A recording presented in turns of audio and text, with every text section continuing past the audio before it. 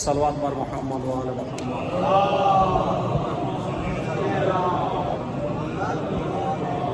قال سبحانه وتعالى وقوله الحق. بسم الله الرحمن الرحيم.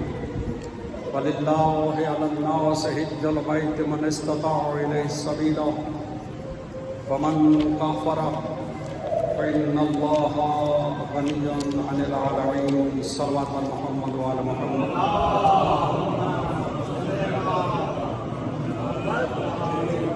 سامعین مقدس، گزشتہ جمعے آپ کی خدمت میں جو موضوع لیا حج کے متعلق ہماری گفتگو جاری و ساری ہے. حج اسلام کا ایک اہم رکن ہے، فرض ہے، واجب ہے، جس کو اللہ نے قرآن حکیم میں ارشاد فرمایا وَلِلَّهِ عَلَى النَّاسِ حج البیت من استطاع الیہ سبیلا. لوگوں پر ہے اللہ کے لیے حج، یعنی اللہ سبحانہ و تعالیٰ اپنا نام لے کر آئے. حج کا تعلق اللہ کی ذات سے، حج کا تعلق اللہ کی ذات سے ہے. اللہ سبحانہ و تعالیٰ نے اسی لیے کہا وَلِلَّهِ، پہلے اپنا نام لے کر، آگے فرمایا وَأَتِمُّ الْحَجَّ وَالْعُمْرَةَ لِلَّهِ، یعنی حج اور عمرے کو مکمل کرو اللہ کے لیے. یہ دوسری آیت ہے سورہ حج میں، اس میں بھی اللہ اپنا نام لے کے آ رہا ہے سبحان. اس میں بھی یعنی حج پہ جانے والے کا یا حج کا فلسفہ اور مقصد صرف ذات پروردگار ہے. حج سے بھاگنا، حج چھوڑ دینا، حج کی طرف متوجہ نہ ہونا، یہ خدا کی ذات سے بھاگنا ہے، خدا سے دور ہونا ہے. اس لیے حکم ہوا حضرت ابراہیم علیہ السلام کو وَأَذِّن فِي النَّاسِ بِالْحَجِّ، اے میرا نبی لوگوں کو حج کا اذن دو، یعنی اذان دو حج کے لیے. اذان دینے والوں کو مؤذن کہتے ہیں. ابراہیم کو کیا حکم ہوا کہ تم حج کا اذان دو، سبحان، حج کا حکم دو. اور ابراہیم علیہ السلام نے پھر آواز بلند کی. لاسٹ میں آپ کو یہ بیان ہو چکا ہے کہ حضرت ابراہیم علیہ السلام نے لوگوں کو حج کے لیے پکارا، اور پھر جہاں جہاں بھی جس نے بھی کرنا تھا، چاہے وہ والدین کے صلب میں ہیں، چاہے وہ ماں کے پیٹوں میں تھے، انہوں نے لبیک کہا. صلوات بر محمد و آل محمد. سامعین اللہ سبحانہ و تعالیٰ اس آیت کو سورہ آل عمران میں ارشاد فرما رہا ہے، سورہ حج میں ارشاد فرما رہا ہے وَأَذِّن فِي النَّاسِ بِالْحَجِّ. میرا نبی نے اذان دو. تو ابراہیم علیہ السلام کی سنت صرف قربانی نہیں ہے کہ قربانی کرو اور ابراہیم کو یاد کرو. ابراہیم کی سنت یہ بھی ہے کہ حج کرو اور حج کے لیے اذان دو. یہ جو کہا وَأَذِّن فِي النَّاسِ، یہ عمومی حکم ہے، یہ علماء کا نہیں. جو بھی مسلمان ہے، جو بھی مومن ہے، اس کا فرض ہے کہ وہ آگے لوگوں کو حج کا کہے بھائی حج فرض ہو چکا ہے، حج کے لیے تیاری کرو، حج کے لیے نکلو، حج کے لیے جاؤ. تو یہ اللہ کا حکم ہے، یہ ہر مسلمان پہ فرض ہے. صرف یہ نہیں ہے کہ مولوی کہیں یا علماء کہیں، نہیں، قرآن ہے، قرآن سب کے لیے. اقیم الصلاۃ، نماز پڑھو سب کے لیے، وآتوا الزکاۃ، زکوٰۃ دو سب کے لیے. اسی طرح وَلِلَّهِ عَلَى النَّاسِ، حج کرو، یہ سب کے لیے. کہ یہ آپ اپنے قبیلے میں، خاندان میں کوئی صاحب حیثیت ہے تو اسے کہے بھائی حج کر لو، حج کر لو. حضرت علی علیہ السلام کی وصیت پڑھیں، اس میں ایک خصوصاً یہ کہا اپنی اولاد سے، اپنے مومنین سے، اور وصیت ہمارے لیے کہ اللہ کا گھر تمہارے ہوتے ہوئے خالی نہیں ہونا چاہیے ورنہ عذاب میں آ جاؤ گے. یقین کر جائیں کہ جس بندے نے حج واجب ہونے کے بعد حج نہیں کیا وہ عذاب سے نہیں بچ سکتا. اسے اللہ نے وعدہ کیا، اس نے اللہ کے گھر کو اہمیت ہی نہیں. لہذا حدیث ہے من صبغ الحج حتی یموت بعث اللہ یوما قیامت یہودیا ونصرانیا ونصرانیا. اگر بندہ حج سے واجب ہو جانے، غریب تو ہے ہی، غریب کے لیے کہا کہ تو جمعے میں آتے رہے، یہ حج ہے، سبحان اللہ. غریب کے لیے کہا تو تسبیح پڑھ، تیرے 100 گھوڑے میدان میں بھیجنے کا آج ہمیں مسکین اور غریب کے لیے تو اللہ نے بہت فائدہ رکھا ہے، لیکن جو امیر ہے جسے عزت دی، مقام دیا، عہدہ دیا، دولت دی، زمینیں دی، جائیدادیں دی، اگر وہ اللہ کے اس فریضے کو انجام نہیں کرے گا اور ٹال مٹول یہ کر لوں، یہ کر لوں، یہ کر لوں، یہ کر لوں اور مر گیا، تو مولا علی علیہ السلام، تمام سنی بھی اسے مانتے، شیعہ بھی اس روایت کو مانتے ہیں، اور قرآن کی آیت ہے کہ جس پر حج واجب ہو جائے اور رائے ومن کافرا تو اس نے کفر کیا۔ حضرت فرماتے ہیں جس نے حج ٹال مٹول پہ رکھا موت آ گئی، خارج آمدین ہے وہ مسلمان نہیں اٹھایا جائے گا۔ یہ اتنا بڑا فریضہ ہے جسے لوگ بھولے ہوئے۔ ہمارے مومن سامعین کا یہ تو گفتگو پچھلے جمعے تھی، آج آگے چلتے ہیں۔ حج ایک ایسا فریضہ ہے، میں نے گزشتہ جمعے عرض کیا، نماز ہے نا، نماز اس میں زکوٰۃ نہیں ہے، نماز میں قربانی نہیں ہے، نماز میں صدقہ نہیں ہے، نماز میں ٹھیک ہے پڑھ لیتے ہیں لوگ، لیکن حج ایک ایسا فریضہ ہے جو تمام عبادات کا مجموعہ ہے، جس میں زکوٰۃ بھی ہے، جس میں خرچ بھی ہے، جس میں انفاق فی سبیل اللہ بھی ہے، جس میں قربانی بھی اللہ کے نام پہ کرنی ہے، جس میں سر بھی ڈھونڈوانے ہیں، جس میں یعنی سارا کام، ساری عبادات اس میں، رکوع بھی ہے، سجود بھی ہے، تسبیح بھی ہے، عبادت بھی ہے، ذکر بھی ہے۔ حج بہت بڑا عمل ہے۔ معصوم فرماتے ہیں قیامت کے دن مرنے والا قبروں میں خواہش کریں گے کاش ہمارے ایک حج کیا ہوتا۔ حج کے لیے فرمایا وَلِلَّهِ عَلَى النَّاسِ حِجُّ الْبَيْتِ مَنِ اسْتَطَاعَ إِلَيْهِ سَبِيلًا، حج اللہ کے لیے گھر سے قدم اٹھانا اور گھر واپس آنا۔ حاجی کے ہر قدم پر نیکیاں، اور اس کو نیکیاں اور گناہ معاف ہوتے ہیں، اس کو اعزاز ملتا ہے ضیوف الرحمن، اللہ کا مہمان ہونے۔ کتنا بڑا شرف ہے، اور بندہ سوچے ہی نہیں۔ اولاد، نکاح، بیویاں، بچے، یہ مستحب عمل ہیں، اس لیے آپ خطبہ نکاح میں کیا پڑھتے ہیں؟ النکاح من سنتی، یہ میری سنت ہے۔ اور ضروری نہیں ہے کہ بندہ شادی کرے، توجہ ہے، مثال دے رہا ہوں، لیکن کچھ کام شریعت میں واجب کیے، ان میں ایک حج ہے، نماز، روزہ، حج، زکوٰۃ، خبز، جہاد، تولّہ، تبرع، اس میں حج ہے۔ جن پر واجب ہو چکا ہے ان کو چاہیے کہ وہ حج کی، کیونکہ حج کا تعلق میں نے کہا ہے نا، اللہ کل ہمارا پروگرام تھا پی ٹی وی کے اوپر، ریکارڈنگ تھی، فلسفہ حج، اور بھی علماء کرام تھے، وہ پتہ نہیں حج کے دنوں میں چلائیں گے، تو وہاں میرے سے یہ ہوا کہ جی حج جو ہے اس کا فلسفہ کیا ہے، حج کی کیا ہے اس میں اللہ سبحانہ، میں کہا حج پورا کا پورا معرفت پروردگار ہے، یعنی لبیک اللہم لبیک، لبیک لا شریک لک لبیک، ان الحمد والنعمت لک والملک لا شریک لک لبیک، ہر قدم اللہ کے آگے لبیک کہنے کا موقع، اور یہ معرفت۔ وہاں آپ جاتے ہیں میدان عرفات، عرفات کو بھی معرفت سے لیا گیا، وہاں اللہ سبحانہ و تعالیٰ، دیکھیں اللہ سبحانہ و تعالیٰ وہاں سب مسلمانوں کو اکٹھا کر کے اور ایک ہی زبان میں اللہ اکبر، وہ یہ سننا چاہتا ہے کہ سب یہاں آ کر کہیں لبیک اللہم لبیک۔ اللہ تعالیٰ آپ کو حج میں لے جائے۔ صلوات۔ سامعین اکرام، یہ جمعہ تو نہیں، اگلا جمعہ انشاءاللہ ہمارا یہاں آخری ہوگا، اور وہ جمعہ خاص رسول اعظم حضرت محمد مصطفیٰ صلی اللہ علیہ وسلم کے حوالے سے ہوگا، کیونکہ میں مدینہ جانا ہے پہلے، تو چلو سرکار کی شان بیان کر کے آج فلسفہ حج کی دو چار باتیں۔ حج ایک ایسا عمل ہے جو تمام عبادتوں کو مجموعہ ہے۔ حج آئین ابدیت ہے، بندہ اللہ کا کتنا خالص اور مخلص ہے وہ اللہ حج بتائے گا۔ حج پہ جان لگتی ہے، مال لگتا ہے، پیسہ لگتا ہے، وقت لگتا ہے، عشق خدا میں وطن چھوڑنا، گھر چھوڑنا، موت و حیات کو ایسے جو گئے ہو سکتا ہے ان میں کچھ مر جائیں۔ ابھی پرسوں ایک میں نے فوٹو دیکھا، وہ بیچارہ نوجوان احرام کی حالت میں اور نیچے لکھا ہوا تھا اوپر یا انا للہ و انا، اس کا مطلب وہ گزر گیا۔ حج کرنے والا، ہاں یہ خاص پتہ چلتا ہے کہ اس کا خدا سے رشتہ کیا ہے، اللہ سے عشق کیا ہے، اللہ کا کتنا قریب ہے۔ اس لیے کہا حج قرب الہی کی حالت ہے، یعنی حج ایک ایسا عمل ہے جہاں انسان اللہ کے قریب رہتا ہے۔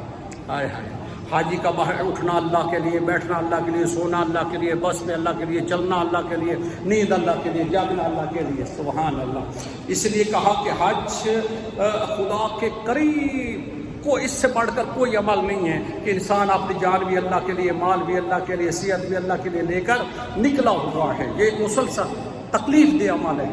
یہ ایک ایسا نہیں ہے کہ حج جو ہے وہ آج کل تھوڑا سا آسان ہے، لیکن حج کسی دور میں بھی آسان نہیں ہے۔ اس لیے کہ زندگی میں ایک دفعہ اللہ نے بنایا حج ولایت دین کا ذریعہ، یعنی آپ کو اللہ سے کتنی عشق ہے، رسول سے کتنا عشق ہے، دین سے کتنا عشق ہے، یہ حج بتائے گا۔ پھر فرماتے علماء حج اللہ اکبر امامت و ولایت پر جو ایمان رکھتا ہے اور پکا ایمان، اس کا یہ ٹیسٹ ہے، وہ اللہ کے گھر جاتا ہے کہ نہیں۔ اس لیے مولا علی علیہ السلام نے اپنی اولاد سے فرمایا کہ میری اولاد حج پہ آنا، کعبہ کو خالی نہ چھوڑنا۔ پھر معصوم فرماتے حج گناہوں کی تطہیر کا ذریعہ ہے۔ معصوم فرماتے ہیں کہ جو بندہ حج کا قصد کر لے اور واپس آنے کے بعد عرفات سے اٹھتے وقت اگر وہ خیال کرے تو نعوذ باللہ کہ میری ابھی بھی بخشش نہیں، تو اس کا یہ پہلا گناہ ہوگا۔ اس لیے اللہ اس کو تطہیر، حج جو ہے زندگی، نئی زندگی شروع کرنے کا ایک موقع ہے۔ اللہ پچھلے سارے گناہ معاف فرما، اس کا وعدہ ہے۔ یہ اللہ تکلیف ایسے نہیں دیتا، قدم قدم پہ نیکیاں، ورنہ پہاڑوں میں کون جائے؟ یہاں گھر ہے، لوگ مسجد نہیں آتے، یہ سیکٹروں میں گھر ہے، مسجد کو چھوڑ دیا۔ حالانکہ لوگ گھوڑیوں پہ سوار گاڑی پہ آ سکتے ہیں، جنہوں نے آنا ہے آتے ہیں، لیکن یہ ہے کہ لوگ کر نہیں ہے۔ 2 رکعت نماز مسجد کی توفیق نہیں ہے، تو وہاں پہاڑوں میں حج ہوتا ہے۔ اللہ نے انعام رکھا ہے تب لوگ وہ حج پہ جاتے۔ پھر فرمایا حج اسلام کے تمام احکام کی روحانی جو روح ہے، مثلا تلبیہ کا کیا فلسفہ ہے، اللہ اکبر کا کیا فلسفہ ہے، اور لبیک کا کیا فلسفہ ہے، اسی طرح یہ حج بتاتا ہے۔ اس لیے فرماتے حج کا سمجھنا پورے اسلام کا سمجھنا ہے، اور فرمایا حج ایک ایسا سیمینار ہے جس میں اللہ تمام مسلمانوں کو اکٹھا کر کے مشرق و مغرب سے، یعنی وہ سیاہ اور سفید ہر قوم اور نسل کو وہاں اکٹھا کر کے اللہ سبحانہ و تعالیٰ اپنا وہاں پہ ایک وحدت اور ایک ہونے کے وہاں پیغام ہے۔ اب دیکھیں اللہ نے مسجدیں بنوائی ہیں، مسجد تو ہر محلے میں، پھر کہا کہ مسجد میں آؤ نماز کے لیے، پھر کہا جمعے پہ آؤ، پھر کہا عید پہ آؤ۔ یہ اجتماع اللہ پسند کرتا ہے، اللہ دیکھنا چاہتا ہے میرے ماننے والے اکٹھے ہوں، میرا نام لیں۔ اسی طرح کعبہ بھی بنا دیتا، جاؤ جی G62 میں کعبہ، کیا نہیں بن سکتا تھا؟ بن سکتا تھا اسلام آباد میں، پوری دنیا کو، لیکن لوگ وہیں بیٹھ جاتے اور وہ مرکزیت وحدت نظر، سبحان اللہ، پھر اپنا اپنا کعبہ بنا لیتے ہیں۔ ہاں جی، یہ شیعوں کا ہے، یہ سنیوں کا ہے، یہ فلان ہے۔ اللہ نے ایک ہی رکھا تاکہ شیعہ ہے، سنی ہے، کوئی بھی ہے، سیاہ ہے، سفید ہے، وہاں جا کر دیکھو حج میں قدرت، وہاں کیسے کیسے لوگ اللہ نے کیسی کیسی مخلوق میں۔ یہ اس دور کے بعد ہے، یہاں جہاز نہیں تھے، سفر نہیں تھے، حکمت میں پروردگار دیکھے اس دور سے لوگوں نے بھی حج کر کے اور وہاں جا کے پھر آ کے بتایا کرتے تھے۔ بڑے کسی بزرگ سے پوچھیں، وہ چھوٹے چھوٹے کیمرے لاتے تھے، یہ اس وقت ایسے ایسے کر کے دکھاتے تھے۔ یعنی اللہ سبحانہ و تعالیٰ یہ چاہتا ہے کہ یہاں میرے ماننے والے اکٹھے ہوں، پریشان تو نہیں ہے۔ صلوات میں جب محمد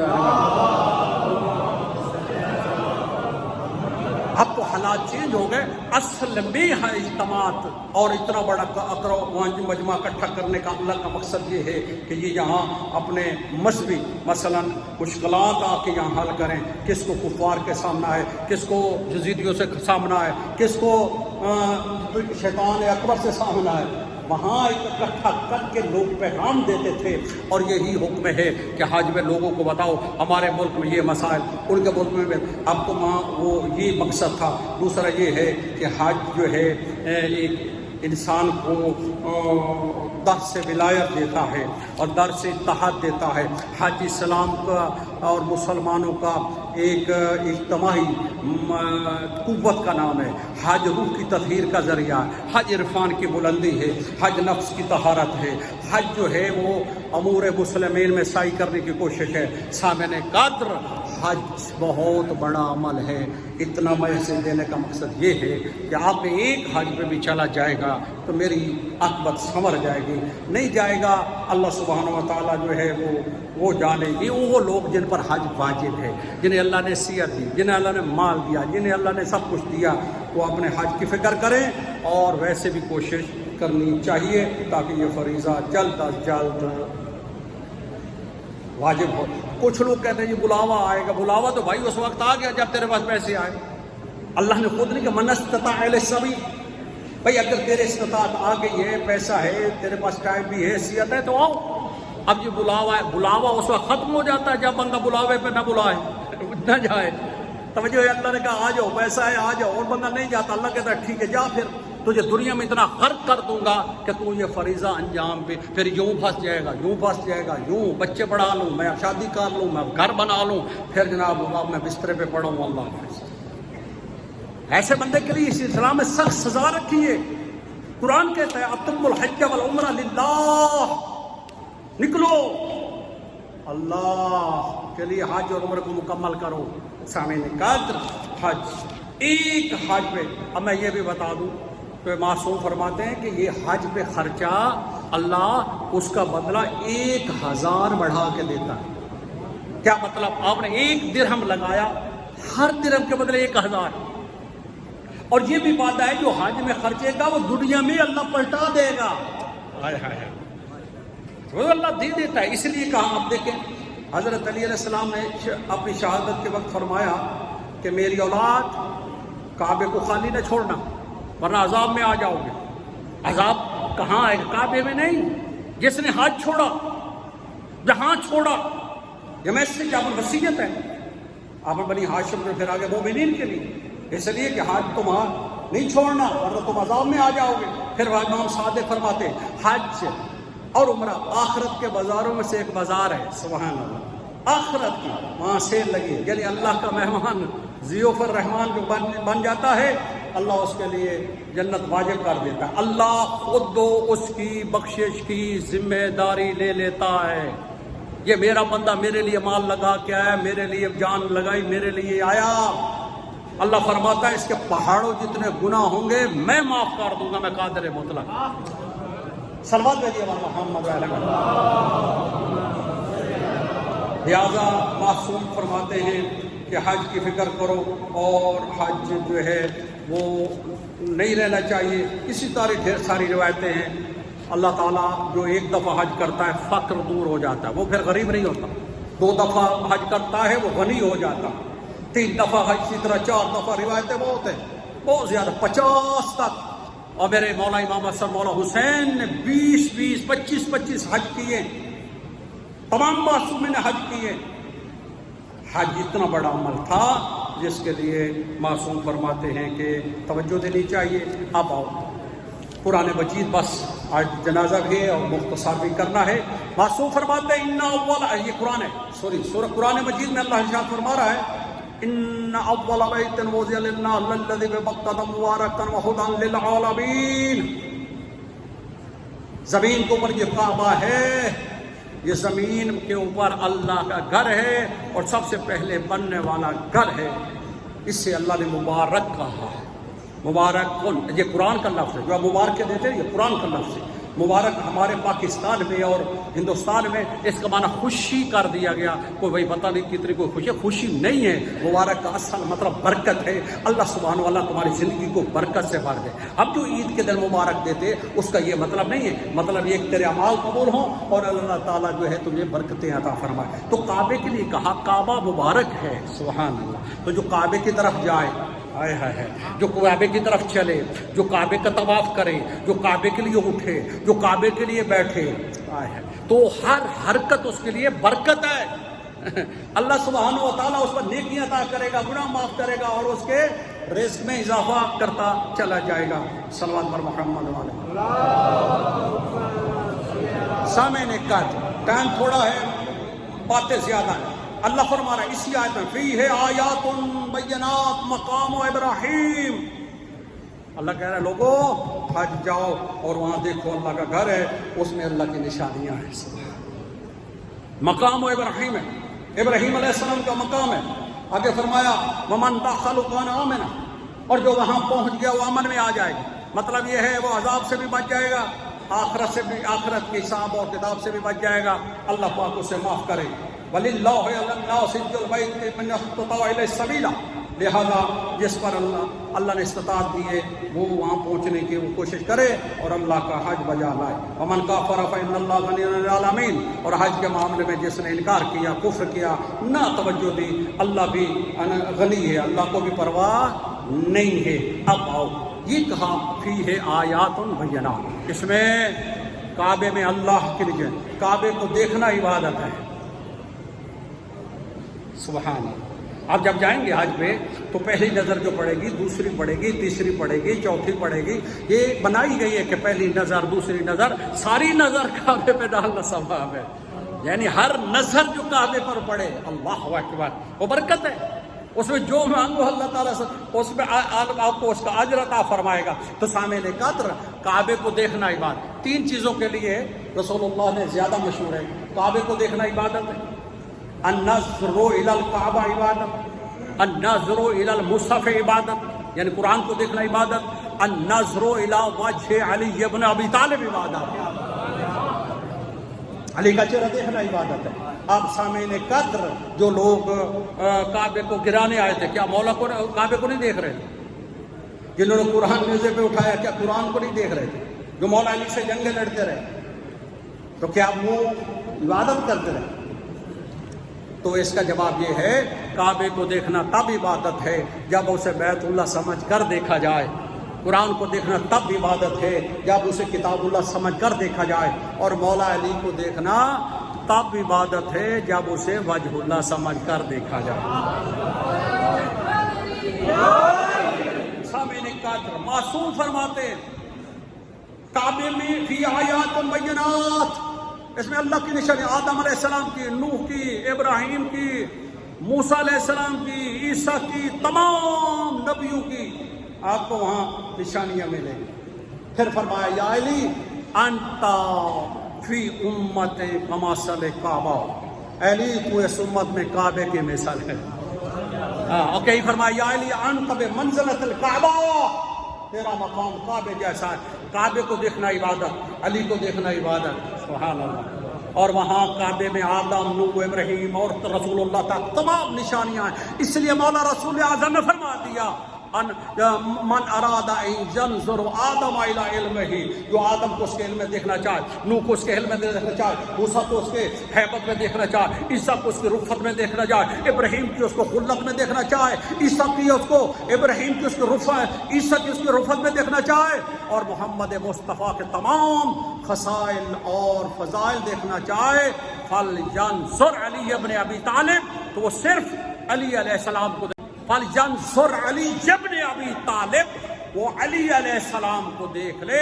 علی علیہ السلام کو دیکھے گا، اسے تمام نبیوں کو دیکھنے کا ثواب مل جائے.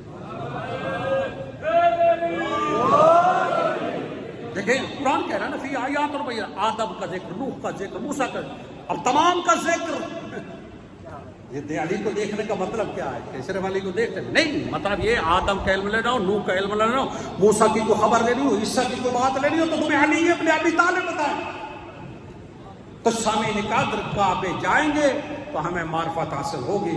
اگر کعبے کو رخ پھیر لیا تو یہ ائمہ معصومین علیہ السلام، بہرحال کعبے میں بہت بڑا اجر و ثواب ہے.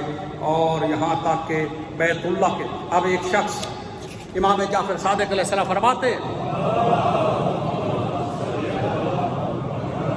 جو شخص کعبے کی معرفت کرتے ہوئے کعبے کی طرف نظر کرے گا اور ہم لوگوں کے حق اور حرمت کو بھی پہچانے گا، یعنی مقام اہل بیت کو بھی رکھے گا، تو اس کے تمام گناہ معاف کر دیے جائیں. یہ کعبے کو دیکھنے کی بات کر رہا ہوں. النظر الی وجہ کعبہ، کعبے کو دیکھنا معصوم فرما رہے کہ جو کعبے کی معرفت اور ہماری معرفت کر کے نظر کرے، اس نظر پہ اللہ اس کے گناہ معاف کرے. اور معصوم فرماتے ہیں جب تک کعبے کو دیکھتا رہے گا، اللہ اکبر، اس کے نامہ اعمال میں نیکیاں لکھی جاتی رہیں گی، لکھی جاتی رہیں گی، اور اسے گناہ مٹائے جاتے رہیں گے. قرآن میں بھی ہے کہ اللہ سبحانہ و تعالیٰ کہتا ہے کہ نیکیاں گناہوں کو مٹا دیتی ہیں. صلوات پر محمد والا محمد.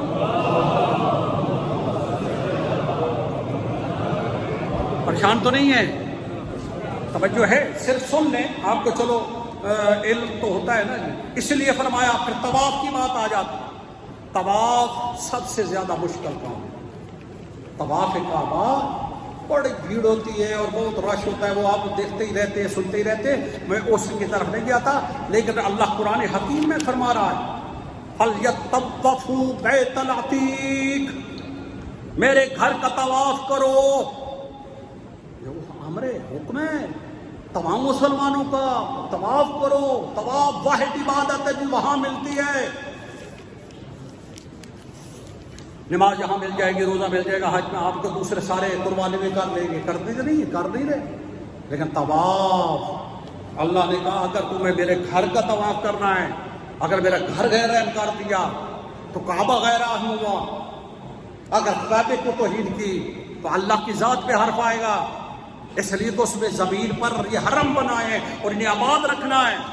اس لیے کہا تمہارے لیے نیکیاں بھی ہیں، اور جو اس کو غیر اہم سمجھے بھائی ٹھیک ہے جی ایسے ہی ہے، کوئی وہ خطرناک قسم کا اپنے آپ کو اس نے نقصان پہنچایا ہے جس کی بخشش ممکن نہیں. خاص کر امیر آدمی جس پر حج تھا، اب معصوم فرما دے طواف مشکل ترین کام. لیکن اس کا اجر کیا ہے؟ جب بندہ طواف کر لیتا ہے، قبلہ نے کیا اور میرے 2 رکعت نماز طواف پڑھتے ہیں، 70,000 اس کی نیکیاں لکھی جاتی ہیں. 70,000 اس کے گناہ مٹا دیے جاتے ہیں. 70,000 حاجتیں پوری ہوتی ہیں. آپ کہتے ہیں حاجتیں 70,000 اتنی تو بندے کو ہوتی نہیں. بھائی 70,000 سانس لینا بھی ایک حاجت ہے. آیا کتنا سانس لیتے ہیں صبح سے؟ اگر وہ سانس رک جائے، صحیح آنکھیں اوپر لگ جائیں، کبھی کیا ہے؟ اکاؤنٹ کیا ہے؟ یہ کتنی بڑی نعمت ہے سانس لینا، اور سانس نکالنا ڈبل نعمت. سانس لینا ایک نعمت ہے، سانس نکالنے کیسے نعمت ہے. اور دینے میں کتنے پتنے ہزاروں ٹائم ہم سانس لیتے ہیں، سانس نکالتے ہیں. بڑے تو بڑے احسان آج تک تو دور رہے گی. آج تک جو زندگی دی ہوئی ہے تو اس کی 70,000 حاجتیں پوری ہوتے ہیں، 70,000 گناہ اس کے معاف ہوتے ہیں جو طواف کرتا ہے. معصوم نے فرمایا خانہ کعبہ کا 7 مرتبہ طواف. اللہ اللہ اللہ. رسول اللہ فرماتے ہیں جو خانہ کعبہ تک پہنچے، کعبہ تک، میں نے تفسیر میں پڑھا ہے ایک شخص، اس زمانے کی بات ہے جب جہاز نہیں تھے، پتہ نہیں شپ بھی تھے کہ نہیں، اس زمانے کی بات ہے، پیدل جاتے تھے زمین دور دراز. 5 سال بعد وہ پہنچا تھا حج کرنے. وہ بندہ، وہ بھی تو بندہ تھا نا، آج کا حج نہیں، جو پرانا حج بہت سخت حج تھا. جو لوگ کر رہے ہیں بزرگوں سے پوچھیں، بہت سخت. 5 سال پیدل چل کے اللہ کے عشق میں، اللہ کی محبت میں، تکلیف برداشت کی، زحمت برداشت. کون نکلتا ہے گھر سے؟ میں نے کہا 2 رکعت نماز مسجد پڑھنے نہیں آتے، وہ اللہ کے لیے کیسے نکلیں گے؟ تو جو نکلتے ہیں اللہ ان کو اجر تو دینا ہے. وہ تھکا ماندہ حاجی، اب بھی وہی کنڈیشن ہے، تکلیف بہت زیادہ ہے، کئی گھنٹے ایئرپورٹ پہ لگ جاتے ہیں، تکلیفیں رنگ بدلتی ہیں، لیکن حج آسان نہیں ہے.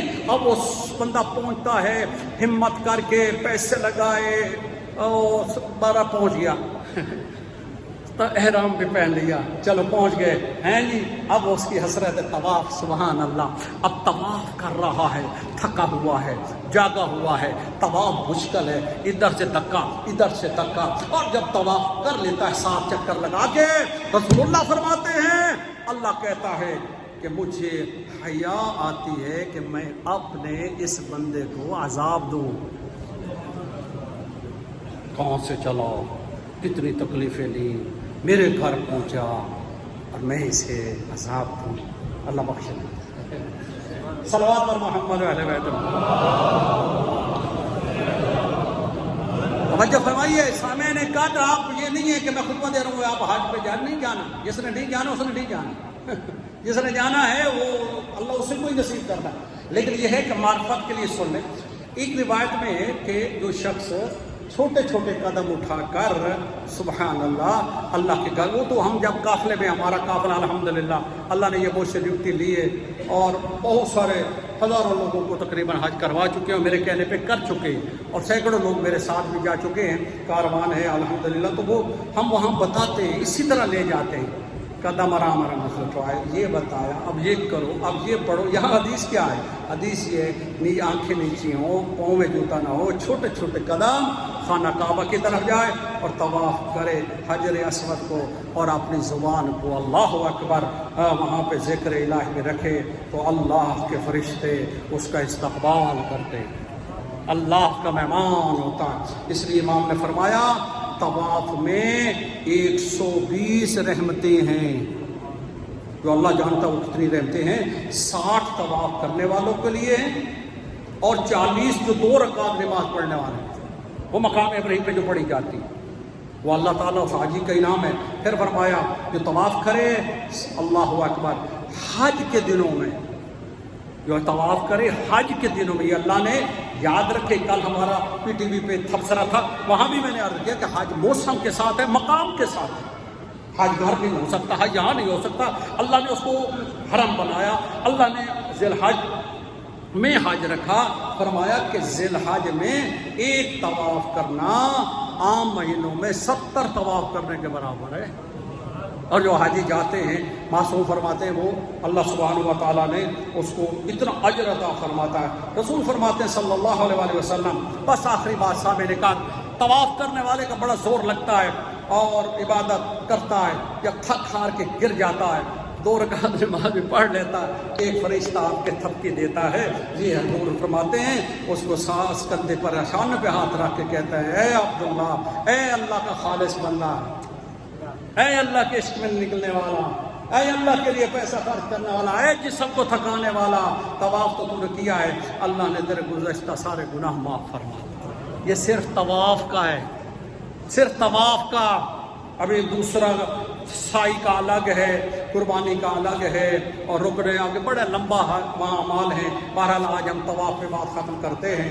طواف کوشش کریں وہاں پہنچیں، لیکن کچھ لوگ عمرہ کر کے آ جاتے ہیں اور سمجھتے حج کا لے، نہیں، عمرہ چھوٹا عمل ہے، عمرہ حج کو پہنچ ہی نہیں سکتا، عمرے سے حج نہیں ہوتا۔ اور کچھ لوگ کربلا چلے جاتے تو حج ہی لکھوا سکتے ہیں، یہ جرم ہے۔ حج صرف اللہ کے گھر میں ہوتا ہے، یہاں میں زیارت ہوتی ہے، یہ نہ کریں، یہ گنہگار، کیونکہ اتنا حاجی محنت کر رہا ہے، اسے اللہ حاجی کہتا ہے۔ تو ادھر بندہ اتنی محنت، جس بندے نے شہد ہی نہیں چکھا اس کو کیا پتا شہد کا کتنا میٹھا ہوتا۔ بھئی اگر امام حسین کی زیارت پہ اتنا ثواب ہے تو جس بندے حج کیا ہی نہیں اسے کیسے سمجھ آئے گی کہ یہ حج کیا ہے کہ جس کا اتنا ثواب امام حسین کی زیارت پر ہے۔ لیکن معصوم فرماتے پہلے حج کرو پھر ہمارے پاس آؤ۔ اس سے نہیں ہے کہ ہماری وجہ سے حج ترک ہو جائے اور واجب رہ جائیں، باقی ہم سارے کام کرتے رہیں۔ سامعین قدر، میرا مقصد یہ ہے کہ آپ کو متوجہ کروں، اگر کسی کا حج رہ گیا ہے ابھی سے اس کی تیاری کرے۔